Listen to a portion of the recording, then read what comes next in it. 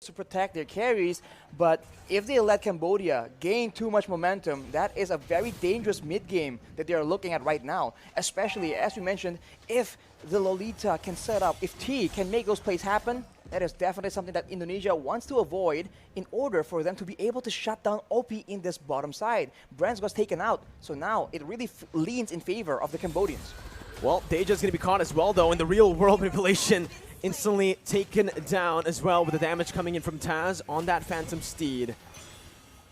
It's 1-2 on the scoreboard. Again, that neutral objective did go to the hands of Indonesia as they're looking to use this Phantom Steed towards that top side. Taz has to be careful. Will be able to steal it for a bit, but just decides to back off. Again, both teams, knowing the stakes, will choose to play it a bit more passively here in the third game. Indonesia has not been having a lot of time to shut down OP.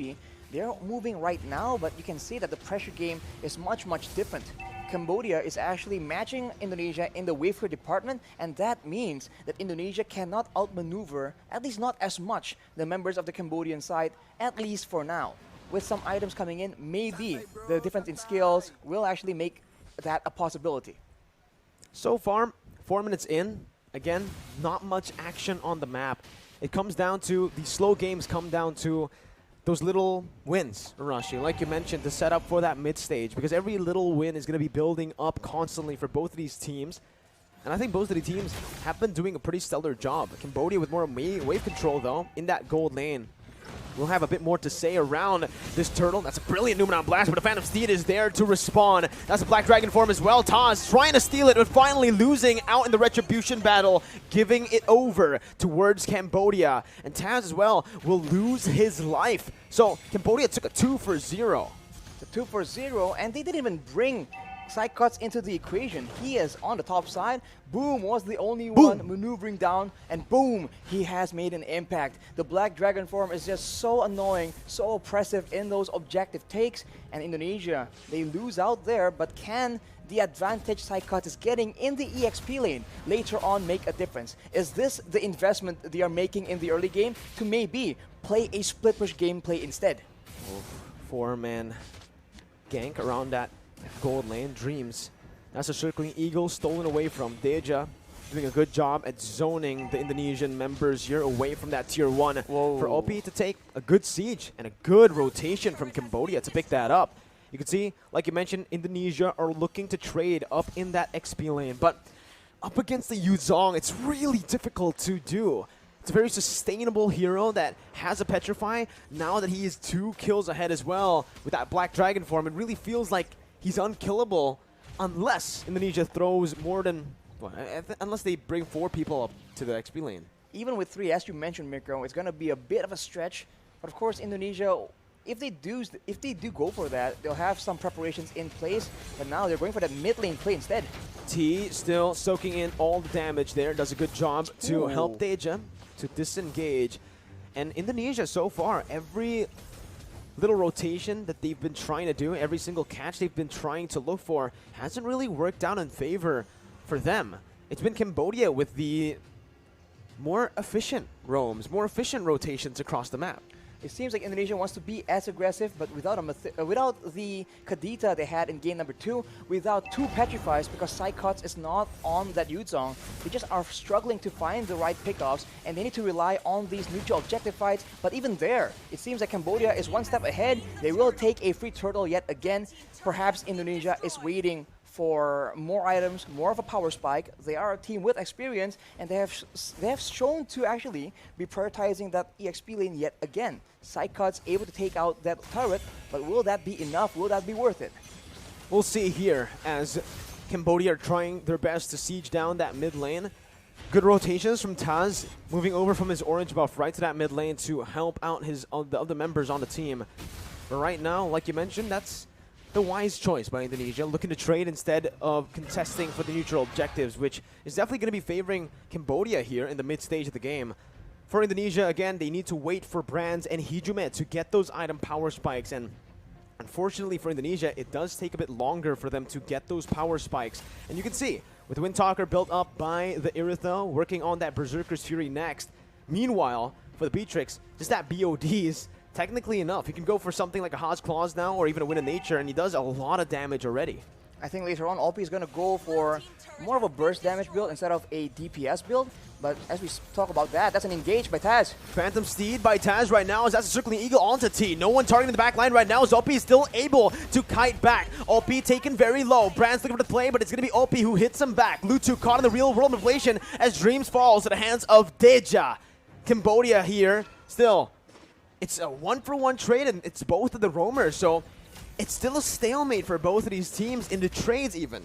But we talk about the power spikes, and before that, let's talk about that fight initially, because Taz goes for the engage. Jume will also be able to actually do a lot more poke damage and pressure Cambodia into unfavorable exchanges. The Masha as well later on will be much tankier, much more so compared to Boom, and maybe excel in the 1v1 as well. So I think the later the game goes, the more options Indonesia have to actually play around with, provided that they don't let Cambodia just pull away from them as far as gold difference is concerned. The gold difference is sitting at a 1,000. It's a 1,000 gold lead for Cambodia currently. It's not that big of a difference, but exactly. I think it's the XP, right? That's right now dictating the match. OP is one level ahead of Brands, therefore dealing a bit more damage than him. And again, it comes down to those power spikes, which OP is able to reach a bit faster than Brands. Level 11. Level 11 also has that BOD. I think it was building towards something else there, either the Wind of Nature or the Haas Claws. But now it's, again, just both of the teams dancing around the neutral objectives. Meanwhile, though, Psychots really with a very aggressive movement to cut the wave under the base turret over there. This will definitely give the upper edge towards Indonesia when it comes down to that wave control and pressure. And you can see Cambodia with the movement already. Lutsu forced to go towards that bottom lane, and he is the jungler. This gives Indonesia so much base, and they are going to commit onto it, knowing that Lutsu is down below. Boom jumps in with Black Dragon form. That's the Numeron Blast, not connecting anyone, but it's the Petrify by Boom, connecting onto 3. No more follow-up. Brand's going to be caught there, and that's going to be a lot of damage placed onto with the Circling Eagle as well. Deja stopping him in his tracks as Psychons jumps in with the help of Dreams to find OP. Both of the gold laners, both of the marksmen taken down. Hijime looking for that kite back with his items and with the utility he has. Good slowdown. And again, it's just a 1-for-1, an incredibly close game for both Cambodia and Indonesia. They trade gold leaders right now, but without that gold lane, we talked about Cambodia's reliance on having OP as the hero of the game right now. That means Indonesia has a lot more of an advantage. They are going for the Lord again, and they're going for a fight where their AoE can actually swing tides in their favor. Brands is going to reach this Lord pit a bit faster. Real world inflation locking Boom down for the Phantom Steed to deal as much damage as possible. Brands finally rejoining the team. That's another Phantom Steed over by Lutsu, by Deja, who's able to jump in. Lutsu coming in, enabling the rest of the team to deal out that damage. A 1-for-2 now. It's still favoring Indonesia. Lutsu and Boom taken down for Taz. The Lord is not going to be committed on right now. Indonesia decided to just go for that mid lane. T trying his best to defend this, but it won't work out for him in the long run. The Circling Eagle might actually be able to take him down here with the help of the other members, but T will be able to get out. The Indonesian members opted to just go for the turret. And all of that was just for a turret. This game is getting, like you mentioned, intense from the future, man. It's going to be very much intense, even more so later on, especially for Cambodia. They are starting to lose their grasp on the game, especially with Indonesia's control over the neutral objectives. With that Masha split pushing as well, we've talked about this. Cambodia have a bit more of a combo situation. Indonesia have a lot more options to play around with. They can use the Leomord and the Masha defensively, and they have security. They have the Matilda's Guiding Wind to try and save their main carries as well. Cambodia does not have the same kind of luxury. No, they don't. Again, because in the last few fights, they have been able to find Brands, but without the help of OP, it does feel like they will lack more, well, they will lack that sustainable damage. Boom with the Black Dragon form, Circling Eagle by Dreams. A bit too aggressive there, but the Numeron Blast now is going to be chain in, channeled in. Deja jumping on Hijume, who's still able to kite away, but not for long as he gets taken down by Boom. Brands with the Wind of Nature, dealing a lot of damage and sustaining back up again, as that's so much on that back line. Taz is hunting, sniffing out, and he gets it onto OP. A brilliant read by Taz to find that double and to get Indonesia a 3-for-2 trade. It's a very close game, man. Indonesia are winning these skirmishes, but this Lord, they keep using it to bait the members of Cambodia into fights that they don't really want, that they can't really take. And it has been working so far, and eventually now they can get a free Lord, completely uncontested. And this is the beginning of the comeback for Indonesia, if they are able to maintain that discipline. Discipline is the name of the game. To actually clear that minion wave where, again, he's the jungler. He needs to be there. That was the reason Indonesia were able to commit onto Lord and to force Cambodia in a position where they weren't ready to look for a fight. But here it is once again. Nibiru's passion there by OP, but it's going to be cancelled out. That's still the mid lane tier 2 taken down. They have a lot more siege potential here with that Iesf. And now look at that flank though from T. Oh, he's going to be spotted out here. It was initially such a good flank, but it's going to be spotted out, and that's the flicker out. The threat of that Numenal Blast flicker is no longer present for Cambodia. That is completely unfortunate. And as you mentioned, Mirko, sending Luto is difficult, but they require Boom to have that kind of backline pressure in those team fights. Indonesia is making Cambodia have the hardest of decisions, and now with that superior siege, with that poke damage, with the counter engage available, they're slowly but surely working up their way, taking control over the jungle, and now Cambodia is in trouble. Can they even send anyone out to try and scout in these bushes? Because T has no flash, no flicker available. Yeah, let's take a look at the items here. That's the Berserker's Fury, the DHS already completed as well. It's done for Brands here on the Irithel. One more item to go. He's working on either a I don't know. Does he want to get a Scarlet Phantom here? I feel like, you know, Has Claws? As late as this, I'm thinking. I feel like Has Claws would be better because how Irithel works out, but maybe he has something else in mind. Hijime, of course, I have my eyes on the Iesf with a Divine Glaive, though. You're biased towards Iesf, Rashi. I mean, it is what it is. He has penetration now, and that is a lot of AoE, especially if Indonesia is using these lords to actually bait Cambodia into a fight. The Psychots. Oh, Psychots losing a whole lot of HP. OP with a brilliant Wind of Nature there.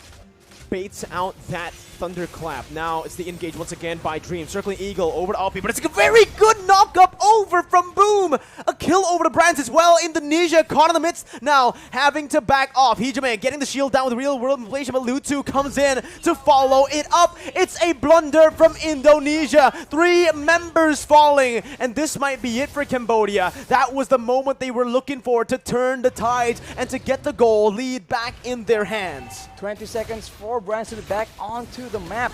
The wave is benefiting Cambodia, but their base isn't exactly safe as well. Right now, they go for the Lord, where they could have potentially went for an end push and catch and force these 2 remaining members into crazy fights. They go for the Lord, though, the more calculative approach, but they might lose a turret because of it. Definitely a big benefit for Cambodia, but maybe it could have been a bit more efficient. I think they made the right choice. I think if they went for more turrets, it wouldn't be worth it in the end. The turrets can go later on. Obviously, it's going to be there forever, but the Lord can be contested if the Indonesian members respawn. Cambodia decided to make the right choice over there. Again, playing it disciplined and not getting the pressure into their heads, right? Into their minds right now. A very good fight. And we actually asked this question right before the pause. How is Cambodia going to play from behind? That's how they play from behind. They still try their best to go for these coin flip fights, and they still know, even while they're behind, they understand where those little mistakes will happen from Indonesia. And like I mentioned, it is the Scarlet Phantom for Brands. We said either Immortality or Haas Claws could be another good option for him, but he decides to go for more attack speed. Well, that is why, as well, that is why Cambodia keeps Boom in those team fights. That is the impact he can bring. And now with the Lord here, it will be cleared out by the Indonesians, and it's back to the status quo. It's back to Indonesia, pressuring with that macro game, abusing this Masha as much as possible, but Cambodia has equalized on the gold lead. This game is very, very intense, and I must say, I still think the late game favors Indonesia, but Cambodia is making it seem not so one-sided. It comes down to OP, right, in the later stage of the game, and Deja, honestly. Yes. Honestly, it feels like it's every single member, because Boom was the key member to getting that fight over to the side of Cambodia. Now Opie and the rest of the members now looking for that bottom tier 2. Psychos looking for the flanks right now, but he's all alone. Caught in the midst of it all right now. As that's with Bennett's Rage popped in. Psychos still going onto Opie, who's still able to kite away. Real world inflation onto Deja, but he flickers out. Boom as well here, getting out to safety with a Furious Dive. Both teams disengaging, and it's an amazing team fight. Micro play shining for both Cambodia and Indonesia. Keep in mind, though, look at the battle spells. Everything has been exhausted by the Cambodian side, so there's a small window here where Indonesia can make a winning play. This is 19 minutes in the game. For the most part, especially the main carries, everyone is on a full inventory slot. Hijime has a Winter Truncheon, so watch for that being used to maybe bait out some abilities. But for OP, he has the Wind of Nature, so Psychots as well as Taz will have a more difficult time bursting him down. Grant's included in that equation as well. It will be in the hands of Hijime to see if he can actually burst Opie through that Wind of Nature. 19 minutes in now. Next Lord is going to be the Evolved Lord, and you can see Cambodia already maneuvering around that place, knowing that they have more pressure on the map currently, even with the disadvantage in turrets. With the top side continuously just pushing in towards Cambodia, they've been able to actually micromanage it to a point where it's always at a good position, right? Again, they're leaving it in that top side, having one minion pushing in as well. Well, Luto has the Cursed Helmet right now, but Taz has built a Blade of Despair. Brands has switched over to a Has Claws, as we mentioned, so he won't be easily or as easily bursted down in these fights. That is how the Irithel usually operates, but Cambodians are pressuring for the Lord. They might just commit to it. Psychons is looking for that split push here. This is the moment right now as Boom jumps in with the Black Dragon form. Going to be taken very low as Dreams does the same thing. Psychons on the base already right now, looking for that split push, looking for the back door. Boom going to be taken down. That's the Immortality popped in. Psychons still looking for the play as T is going to be losing his Immortality as well. Boom taken very low. Toss looking for the Phantom Steed, gets the kill. T as well, falling 2-4-0. Psychons manages to distract the other members as well, and Cambodia with the Lord won't be able to do much. It's a 2-0 for Indonesia, and with all the waves in that top lane, the bottom lane, and even in the mid lane pushing into Cambodia, it feels like Cambodia are the ones now at a disadvantageous position. You have to ask the question again, is it worth going for the Lord, trading it for the lives of your members? The longer the game goes, the longer these death timers will be for both these teams, and that must be something you need to calculate. If you take the Lord and lose 2, you might just be at a disadvantage. Indonesia is making Cambodia pay for that Lord take. They're going for the play. The damage onto Opie with real world inflation, forcing the flicker out. Lutu trying to cancel it out, but will lose his life in the process right now as everybody goes for the base, and it might just be it. Indonesia manages to come back, reverse sweeping Cambodia, and going to the grand finals of Iesf. Indonesia got it done. My God. Cambodia made it so difficult. It was in such a difficult stalemate for so long, but in the end, the Indonesians